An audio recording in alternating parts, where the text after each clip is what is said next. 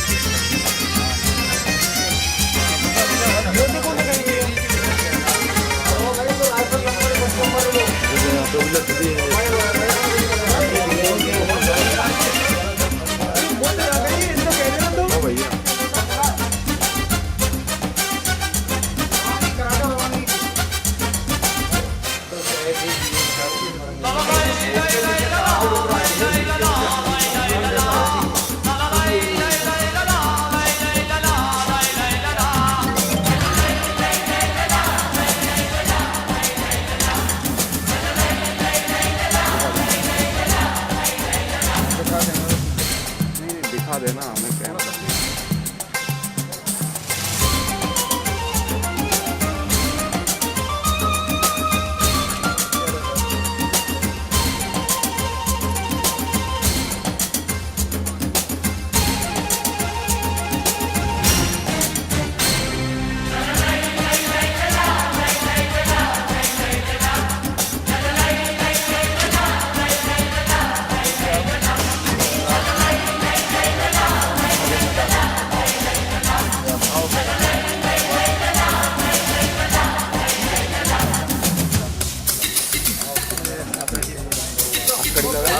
उनमें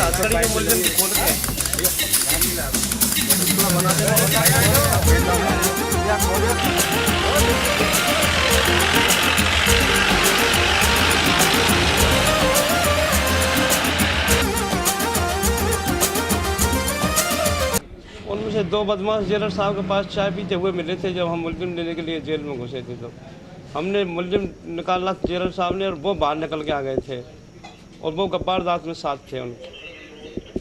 मुलजिम को छुड़ा लिया और हमको भी गाड़ी में डाल करके और गाड़ी में दबा कर ले गए। फिर आपको कहाँ छोड़ गए, कैसे छोड़ गए? अब हमें तो बाद में पता लगा कि छाता इलाके में एक नाले में बांध करके हथकड़ियाँ लगा कर पटक गए थे बांध करके। बाद में गांव वाला ट्रैक्टर चला रहा था, उसने गांव में जाके सूचना दी और थाने में सूचना दी उसने ही, और जिला एसपी को भी यहाँ सूचना उन्होंने टेलीफोन से दी। हमारे तो टेलीफोन वगैरह पैसे वगैरह सब छिना ले गए। राइफलधारी भी तो थे आपके साथ जवान? राइफलधारी थे, पीछे पंचर हो गई बताई, मोटरसाइकिल पंचर हो गई और वो पीछे थे थोड़े।